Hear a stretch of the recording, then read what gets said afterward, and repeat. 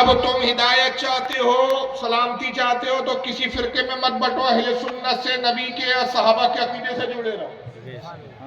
مگر اس کے باوجود بھی چونکہ مقدر تھا اس امت میں فرقوں کا ہونا، فرقے ہوئے۔ سب سے پہلا فرقہ کون سا نکلا؟ تاریخ اسلام میں اگر آپ کتابوں کو پلٹیں اور جائزہ لیں تو سب سے پہلا فرقہ نکلا شیعہ، پہلا فرقہ۔ انہوں نے کہا کہ ہم اہل بیت سے محبت کرتے ہیں، اور اہل بیت کی محبت میں اتنا غلو کیا کہ آپ یقین نہیں کرو گے کہ صحابہ کی توہین کی، صحابہ کے متعلق ایسے باطل عقیدے تراشے کہ جس کو سننے کے بعد آدمی کی عقل حیران ہو جاتی کہ ایسا کیسے ممکن ہے، ہو ہی نہیں سکتا۔ جیسے شیعہ نے پہلا ایک عقیدہ یہ بیان کیا، یہ گڑھا کہ صاحب حضور صلی اللہ علیہ وسلم کا جیسی انتقال ہوا، حضور کے انتقال کے فوراً بعد جتنے صحابہ تھے سب اسلام سے پھر کر مرتد ہو گئے، سب کافر ہو گئے۔ آپ پڑھ لیجئے شیعہ کی سب سے معتبر کتاب جس کا نام ہے اصول کافی، یہ قرآن کے بعد سب سے بڑی اور سب سے اہم کتاب مانتے شیعہ حضرات۔ کلینی اس کا مصنف ہے، یعقوب کلینی، جلد نمبر 5 ہے، صفحہ 42 پر کلینی نے یہ بات لکھی ہے، صحابہ رسول اللہ کا انتقال ہوا، سارے صحابہ مرتد ہوئے۔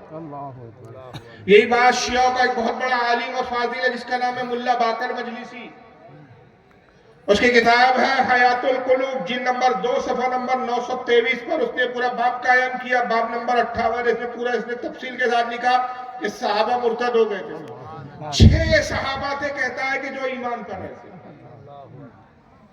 کیا آپ کی عقل تسلیم کرتی ہے اس بات کی؟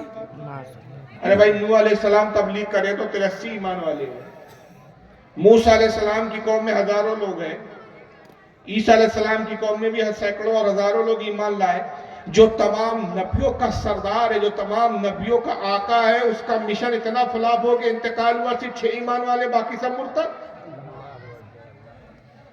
یہ رسول اللہ کی تبلیغ پر، رسول اللہ کی محنتوں پر کرٹیسائز کرنا، تنقید کرنا، تنقید نہیں بلکہ یہ خود رسول اللہ کی تبلیغی اور محنت پر کی گستاخی ہے،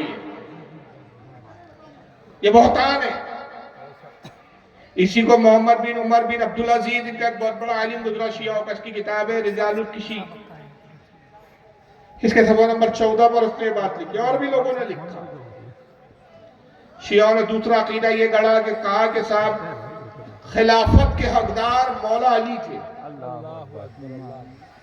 حضور نے اپنی زندگی میں مولا علی کو خلیفہ مقرر کر دیا تھا، ابو بکر صدیق نے جبراً علی سے خلافت چھینی اور خود تخت خلافت پر جلوگر ہو گئے۔ چونکہ سارے صحابہ مرتد ہو چکے تھے سوائے 6 کے، وہ 6 صحابہ جو ہے وہ علی کے ساتھ رہے، جس میں ایک سلمان فارسی ہے، ایک حضرت مقداد ہے، ایک عبد الرحمن ابن عوف ہے، اور اس طرح چند لوگوں کے نام بتاتے ہیں وہ، کہ یہ 6 صحابہ تھے جو علی کے ساتھ رہے، باقی چونکہ سب مرتد ہو چکے تھے، نتیجہ یہ ہوا کہ وہ حضرت ابو بکر صدیق کی خلافت پر متحد ہو گئے۔ دوسرا تیسرا ایک عقیدہ گڑھا، اور ابھی 2 روز پہلے وہ تاریخ گئی شیعہ کے عقیدے کے مطابق۔ 2 روز پہلے ہمارے علاقے میں بھی شیعہ رہتے ہیں، بمبئی میں اور بہت سارے علاقوں میں، آپ کے ادھر بھی اگر ہوں گے تو آپ معلوم کیجئے گا، حضرت فاطمہ کی شہادت منائی ہے۔ سب سے پہلے تو یہی بات تاریخ کے خلاف ہے کہ ان کی شہادت ہوئی۔ تاریخ کی حقیقت یہ ہے کہ حضور کے غم میں وہ اتنی بیمار اور علیل ہوئی کہ اس علالت میں آپ کا وصال ہوا۔ حضور کے وصال کے 6 مہینے کے بعد انتقال ہو گیا۔ کہتے نہیں ایسا نہیں ہوا۔ پھر کیسے ہوا حضرت فاطمہ کا انتقال؟ کہا کہ صاحب ابو بکر خلیفہ بن گئے، ایک باغ تھا حضرت فاطمہ کا جو رسول نے دیا تھا جس کا نام فتق تھا، وہ ابو بکر نے چھین لیا، اس سے حضرت فاطمہ کو صدمہ ہوا۔ حضرت علی نے پھر ابو بکر سے بیعت نہیں کی، خلیفہ نہیں مانا، کہا کہ تم نے میری خلافت کو چھین لیا، تم نے ہمارا باغ فتق کھا گئے، ہمارا حق چھینا، لہذا ہم خلیفہ نہیں مانیں گے۔ تو ابو بکر نے حضرت عمر، خالد ابن ولید، عمر ابن عاص اور ایسے 2-3 صحابہ، ایک کنفذ نام کا غلام تھا ابو بکر کا، ان سب کو بھیجا، کہا کہ جبراً علی کو گرفتار کر کے لاؤ اور جبراً لا کر اس سے بیعت کرواؤ۔ حضرت عمر ان لوگوں کو لے گئے, دروازہ کھٹکھٹایا, بڑی تفصیل بیان کرتے ہوئے رو رو کے بڑے ماتم کر کر کے یہ تفصیلات بیان ہوئی. حضرت فاطمہ کا دروازہ کھٹکھٹایا, آواز آئی اندر سے, کون؟ کہا عمر ابن خطاب. کیوں آئے ہو؟ کہا علی کو لینے آئے ہیں, ابو بکر کی بیعت کریں. کہا ابو بکر کی بیعت علی نہیں کریں گے. دروازہ توڑ دیا گیا. بڑی تفصیل ہے, میں مختصر بتا رہا ہوں, موضوع یہ نہیں ہے, آگے دوسرا موضوع ہے. دروازہ توڑا گیا, حضرت فاطمہ پہ کوڑے برسائے عمر نے, جلتا ہوا وہ گھر میں آگ لگا دی, علی کے گلے میں پھندا باندھا, پھندا باندھ کے علی کو کھینچتے لے گئے. جب گھر میں آگ لگی, دروازہ بند کر دیا. جلتی ہوئی ایک راڈ جو تھی, یا وہ ایک ناٹ بولتے ہیں اس کو, وہ گری حضرت فاطمہ کے پیٹھ پر, جس سے ریڑھ کی ہڈی ٹوٹ گئی, اور ان کے شکم میں ایک بچہ تھا محسن, اس کی شہادت ہو گئی. اسی صدمے سے حضرت فاطمہ کی شہادت. کہتے فاطمہ کا قاتل عمر خالد ابن ولید. خالد نے تماچے مارے, بڑی داستانیں گڑی ہے. یہ شیعہ پیدا فرقہ, اور ان سب میں بدترین عقیدہ جو تھا, بہت سارے عقائد میں کہاں تک بیان کروں آپ سے. ایک بنیادی عقیدہ انہوں نے کیا کہا کہ ابو بکر نے قرآن لکھا اپنے زمانے میں, قرآن کو تحریر کروایا, کتابی شکل دی. تو کہتے ہیں کہ چونکہ اہل بیت سے نفرت کی دشمنی تھی, تو اس دشمنی کا اثر یہ ہوا کہ قرآن سے وہ ساری آیتوں کو نکال دیا گیا جو اہل بیت کی فضیلت میں آئی. ایک سورت تھی سورہ ولایت, اس کو نکال دیا. آیتوں میں جہاں جہاں علی کا نام تھا اس کو تبدیل کر کے دوسرے نام لا دیا, اور جہاں نام لانا ممکن نہیں تھا, تبدیلی ممکن نہیں تھی, اس کی آیت اور وہ صورتیں پوری کی پوری غائب کر دی. کہتے قرآن میں تھا اہدنا الصراط العلی, اے اللہ ہمیں علی کے راستے پر چلا. ابو بکر نے کہا علی ہٹاؤ, کہو اہدنا الصراط المستقیم.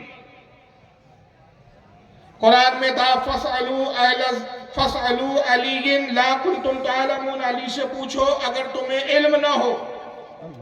علی ہٹا دیا, آیت کو یوں کر دیا فَاسْأَلُوا أَهْلَ الذِّكْرِ وَإِن كُنْتُمْ لَا تَعْلَمُونَ. قرآن میں یہ تھا کہ کتاب علی امام مبین کی جگہ تھا علی مبین, وہاں کر دیا گیا امام مبین, اور اس سے مراد قرآن لی گئی. اس طرح باقاعدہ آیتیں اس طرح بدلی گئی, یہ ساری انہوں نے کتابوں کی کتابیں لکھی. کہتے ہیں کہ جب حضرت ابو بکر یہ سب گڑھ رہے تھے اور معاذ اللہ ایک نیا قرآن تلاش رہے تھے, تو حضرت علی نے اوریجنل قرآن کو جمع کیا, اور پھر اوریجنل قرآن لے کر حضرت ابو بکر کے پاس آ رہا کہ ابو بکر سنا ہے کہ تم قرآن کو کتابت کروا رہے ہو, تحریری شکل میں, کتابی شکل میں جمع کر رہے ہو.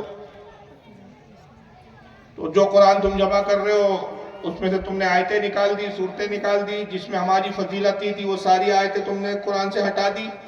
میں وہ قرآن لے کر آیا ہوں جیسا رسول اللہ پر نازل ہوا تھا, جو مکمل ہے. پھر قرآن دکھایا اور کہا اس قرآن کو لوگوں میں نافذ کرو.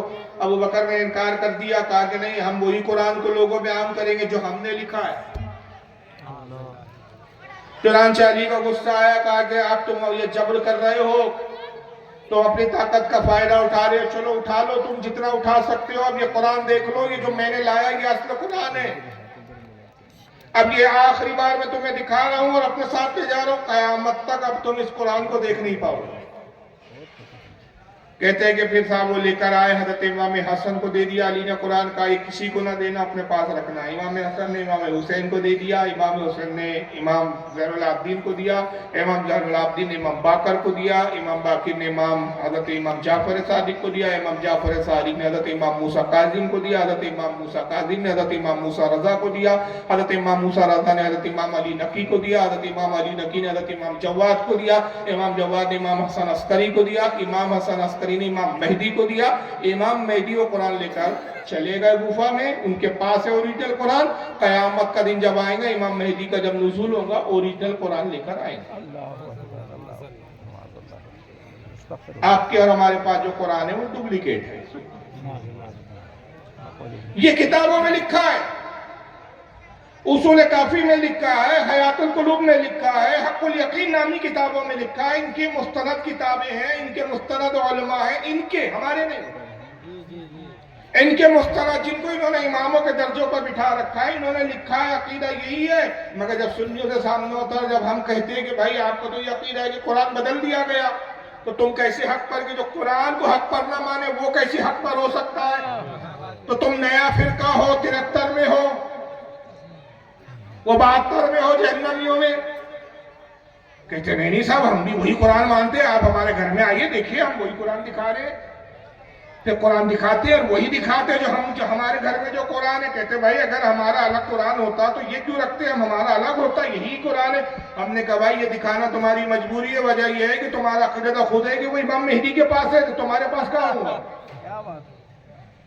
تمہاری تو کتابیں گواہی دے رہی ہے، وہ حدیث کی کتابیں جن کو تم بولتے ہو وہ کتابیں کہہ رہی ہے، یہ وہ اوریجنل قرآن نہیں ہے جو رسول پہ نازل ہوا تھا، جو علی نے لکھا۔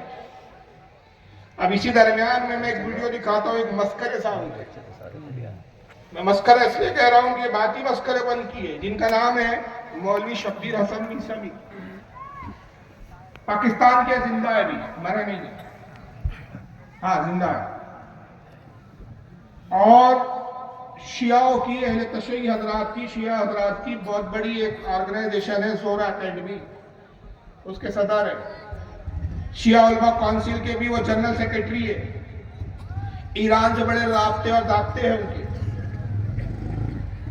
باقاعدہ ٹی وی چینلز پر آتے ہیں، یہاں تک کہ جو پاکستان کا وہ آتا تھا ایک کیا کہنا چاہیے پروگرام، وہ مر گیا، عامر لیاقت، ڈاکٹر عامر لیاقت اس پر وہ کرتا تھا، اس کی اینکرنگ کرتا تھا، جس میں کچھ سنیوں کی طرف سے بھی کچھ علماء آتے تھے، کوکب نورانی وغیرہ، اس میں شیعہ کی طرف سے یہ صاحب آتے ہیں، چہرہ دیکھ کے شاید آپ جان گئے، ذرا ان کا عقیدہ دیکھیے آپ یہ کیا کہتے ہیں، انہوں نے ایک نیا انکشاف کیا، سنیے۔ اور الحمدللہ اللہ تعالیٰ نے زہرہ اکیڈمی کو یہ توفیق عطا فرمائے، میرے استاد حضرت عبد اللہ سید حسین مرتضی نقوی صاحب کو یہ ہمت دی کہ قرآن مجید کے ہاتھ سے لکھے ہوئے 4 اماموں کے نسخے انہوں نے تلاش کیے ہیں اور ان پر ریسرچ کی ہے، اور آہستہ آہستہ ہم نے اس کی سرٹیفیکیشن جو ہے وہ برٹش میوزیم لائبریری سے لی ہے کہ یہ کاغذ جو ہے اسی زمانے کا ہے جو زمانہ امیر المومنین السلام کا تھا۔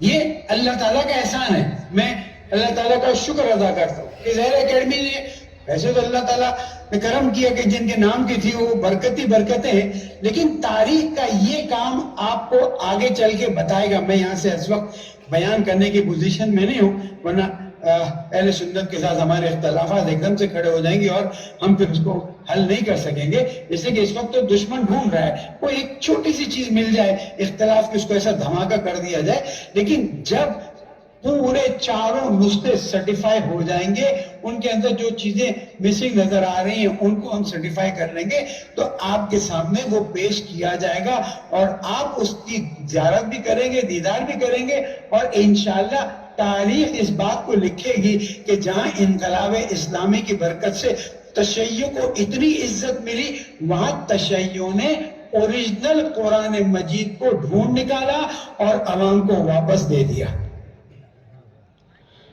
تو قرآن کو 4 نسخے ملے جو حضرت علی کے زمانے کے، جو ان کے اماموں نے لکھے، 4 نسخے مل گئے ان کو، مگر یہاں مسئلہ آ گیا کہ آپ کی اصول کافی کہہ رہی ہے کہ وہ امام مہدی کے پاس ہے، تو یہ آپ کے پاس کہاں سے آ گئے؟ تو باطل فرقے کی پہچانی یہ ہوتی ہے کہ وہ خود اپنے ہی عقیدوں میں پھنس جاتا ہے، یہی اس کی پہچان ہوتی ہے۔ ایک طرف تمہاری کتابیں حق الیقین اور حیات القلوب اور دیگر کتب تمہاری یہ کہہ رہی ہے، ناسخ التواریخ جیسی 50 کتابوں کے میرے پاس حوالے ہیں کہ ساری کتابیں یہاں سے وہاں تک آپ کی یہ کہتی ہیں کہ اصل قرآن تو امام مہدی کے پاس ہے، قیامت کے دن لائیں گے، تو یہ 4 آپ کو کیسے مل گئے؟ اچھا چلو مل گئے، تو سیٹسفائی کرنے کے لیے کہ یہ اوریجنل اسی وقت کا کاغذ ہے یا نہیں، یہ اسی وقت کا قرآن ہے یا نہیں، اس کو انہوں نے ویریفائی کرنے کے لیے، اس کے کلیریفیکیشن کے لیے کہ ہاں بھائی کنفرم ہے یہ وہی ہے، کس کو بھیجا ہے انہوں نے وہ کرنے کے لیے؟ British museum library. انگریز بتائیں گے کہ یہ وہی قرآن ہے. قرآن مسلمانوں کی کتاب, اور اس کو سیٹسفائی کون کریں گے, ویریفائی کون کریں گے, انگریز کریں گے. اب ہمارے علماء کہتے ہیں یہ سارے فرقے جو پیدا ہوئے انگریزوں کے پٹھو ہیں, تو قوم یقین نہیں کرتی. کیا بات ہے, کیا بات ہے, اب اسکرین پہ دکھانے کے بعد مولوی صاحب زندہ ہے, ویڈیو انٹرنیٹ پہ موجود ہے, کوئی کہنے نہیں فاروق صاحب آپ نے بنایا. ارے چھوڑو اس ویڈیو کو یار, جاؤ تم خود سرچ کرو, لکھو وہاں پہ مولوی شبیر حسن میسمی اور بائی اوریجنل قرآن, آپ کو ویڈیو ان کے چینل پہ مل جائے گی. موبائل تو آپ کے بھی ہاتھ میں ہے نا, یوٹیوب تو آپ کو بھی چلانا آتا ہے نا, تو کیوں یقین کر رہے ہو آپ اس پہ جو میں دکھا رہا ہوں, آپ خود دیکھ لو. پھر اس کا خود اس کے فرقے کے کچھ مولویوں نے رد کیا کہ یہ سب بولنے کی کیا ضرورت ہے. تو چار مل گئے ہیں, جب وہ ویریفائی ہو جائیں گے, سیٹسفائی ہو جائیں گے, تو ہم پھر قوم کو امت کو پیش کریں گے کہ بھائی انقلاب اسلام کے بعد, یعنی وہ ایران میں جو انقلاب آیا تھا, اس کے بعد دوسرا کارنامہ اہل تشیع یعنی شیعوں کا یہ ہے کہ ہم نے امت کو اوریجنل قرآن دے دیا. اب جس قوم کا یہ دعویٰ ہو کہ یہ موجودہ قرآن اوریجنل ہی نہیں, اور آپ ایسے فرقے والوں سے بھی ساتھ میل ملاپ رکھیں, ان سے بھی جو تعلقات رکھیں, جو مولوی ان کے ساتھ اٹھے بیٹھے اور پھر کہے کہ بھائی فرقے واریت کی بات مت کیجئے, اتحاد کی بات کیجئے, محبت کی بات کیجئے, جوڑنے کی بات کیجئے, تو کیا یہ لوگ بھی ہم سے جوڑے جا سکتے ہیں؟ نہیں. ہم قرآن کو وہی مانتے ہیں جیسا رسول پہ نازل ہوا, اور ہم قرآن کے بارے میں عقیدہ رکھتے ہیں کہ اس کا الف لام سے لے کر الحم کے الف سے لے کر والناس کے سین تک نہ زیر بدلا گیا نہ زبر بدلا گیا. جیسا نازل ہو ویسے ہی. اس کی وجہ کیا ہے کہ قرآن خود کہتا ہے اِنَّ نَحْنُ نَزَّلْنَا الذِّكْرَ وَإِنَّا لَهُ لَحَافِظُونَ. اے حبیب, اس ذکر کو, اس قرآن کو ہم نے آپ پر نازل کیا, اور اس کی حفاظت کا ذمہ ہم ہی لے رہے ہیں.